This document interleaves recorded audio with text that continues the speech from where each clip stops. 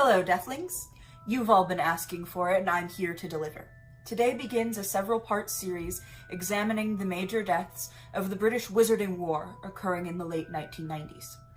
War is a tragic loss of life on a massive scale, and it is my hope that through this series we can deconstruct several of the specific incidents of tragedy that mark Voldemort's second attempted rise to power. Our first dive into this topic is the death of a young man in the summer of 1995. Cedric Diggory, one of the Hogwarts champions of the Triwizard Tournament, became the first official tragedy of what is colloquially known as the Second Wizarding War through no fault of his own. For being in the wrong place at the wrong time, he paid the ultimate price. It was his kindness and his generosity that led him to the location of his untimely death, and it is those qualities that make him our next iconic corpse. First, some background. The school year of 1994 to 1995, Hogwarts School of Witchcraft and Wizardry in Scotland hosted the Triwizard Tournament for the first time in over a century. Formerly a friendly competition occurring every 5 years, the three premier wizarding schools across Europe, Hogwarts, Beauxbatons Academy of Magic, and the Durmstrang Institute, took turns hosting champions who would complete 3 magical tasks and bring glory to their alma mater. The competition was cancelled indefinitely following a cockatrice attack on 3 of the judges in 1792, after which it was determined that the death toll had become too high for the tradition to be allowed to continue. The 1994 games were played with a modified rule, stating that only students who were of age, 17 in Wizarding Britain, would be allowed to compete. 3 champions were selected, 1 from each school: Victor Crumb of Durmstrang, Fleur Delacour of Beauxbatons, and Cedric Diggory of Hogwarts. In a chance occurrence, Harry Potter, also of Hogwarts but only 14, was selected to compete as well, and due to the magical and legally binding nature of having one's name come out of the Goblet of Fire, he was required to compete. We'll return to that a little later. And yes, this is the famous Harry Potter. We will come back to him in another video, I promise. It makes sense why the school and the government would only want of-age students competing when we see what the magical tasks actually were. Task 1. Rescue a golden egg from within the clutch of a brooding mother dragon armed with only your wand. Task 2. Recover something precious from the bottom of the lake on grounds within an hour, again, armed with only your wand. And Task 3.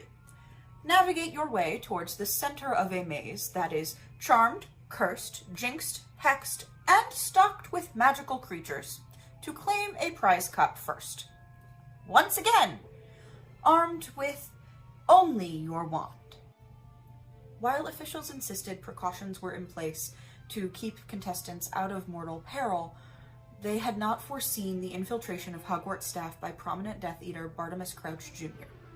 Using Polyjuice Potion, which when taken every hour allows the drinker to transform into anyone they wish to be indefinitely, provided they have some sort of biological material from their target, Crouch Jr. disguised himself as Defense Against the Dark Arts professor and former R.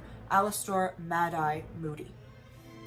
He then went on to rig parts of the competition, ensuring that Harry Potter, again, a 14-year-old who should not have been competing in the first place, would reach the prize cup first, be transported by portkey to an unspecified location, and then be used in a ritual to return Voldemort to power. I think it's safe to say that the Triwizard Tournament will not be occurring again for at least another century following this string of events. Our only account of Diggory's actual death comes from Potter himself. He states that in the middle of the maze, he and Diggory were attacked by a giant spider, which they worked together to fend off. Finding themselves the lone competitors feet from the prize cup, they decided to take it together, not realizing it had been charmed as a portkey. Upon their arrival in a cemetery, the 2 boys were approached by a hooded figure, later revealed to be Peter Pettigrew, who was ordered to dispose of Diggory, and did so with an unforgivable killing curse, which will be the topic of another video. Following the rebirth of Voldemort, during a duel between him and Potter, the Priori Incantatem spell was cast, and a shade of Diggory appeared. Diggory requested that his body be returned to his parents, and then assisted Potter in his escape and subsequent return to Hogwarts. By all accounts, Diggory was not supposed to be in that cemetery that night. Had Voldemort and Crouch's plans gone accordingly, Harry Potter would have been the first casualty of Voldemort's return to power. Diggory's unintentional sacrifice played a large part in Potter's escape and his subsequent success in finding and destroying Voldemort's Horcruxes, which led to his eventual true defeat.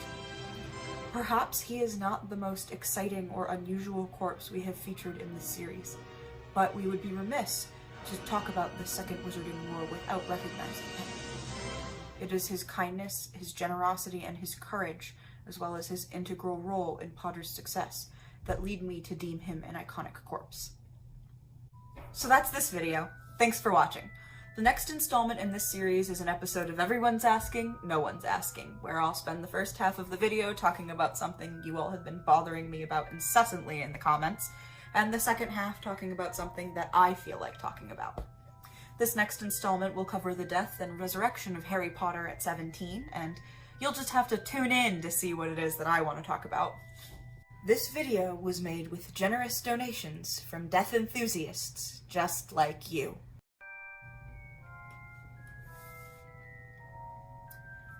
First, some background. Remember your lines! Oh, I didn't actually read the script.